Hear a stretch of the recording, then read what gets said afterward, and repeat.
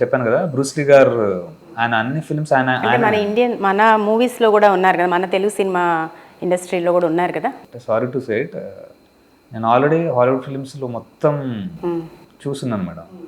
So ఇక్కడ మన దగ్గర చూసినప్పుడు ఎక్కడో అవి ఇన్ఫ్లుయెన్స్ ఉంటాయి. ఓకే. సో నాకు అది చూసిన ఫీలింగే ఉంటుంది. సో అంటే నేను ఇక్కడ ఉన్న మాస్టర్స్ని రాంగ్ అనట్లేదు, ఒరిజినాలిటీ ఎక్కడో కొంచెం మిస్ సో అవుతుంది. మొత్తం మీ ఇన్స్పిరేషన్ అంతా కూడా హాలీవుడ్ అంటారు. నాకు బేసిక్గా బ్రూస్లీ గారిది, ఆయన ఆయన ఆయన సినిమాల్లో అన్ని ఆయన యాక్షన్ కొరియోగ్రఫీ చేస్తారు. సో చాలా రియలిస్టిక్గా ఉంటుంది, డూప్ ఉండదు, అంటే చూస్తుంటే కట్ ఉండదు మేడం. జనరల్గా ఎస్, ఒక షాట్, ఒక పంచ్, ఒక కట్, ఒక రియాక్షన్, మళ్ళీ పడ్డం, దానికి ఒక బ్యాక్గ్రౌండ్ మ్యూజిక్ పడేసరికి మనకు అర్థం కాదు అది.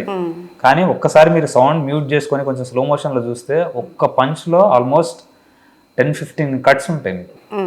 దానికి ఒక బ్యాక్గ్రౌండ్ మ్యూజిక్, ఆ హీరో కైండ్ ఆఫ్ ఎలివేషన్, ఇవన్నీ తోడైతేనే మనకు అందంగా మనం కూడా what we say goose bumps వస్తుంటాయి మనకి.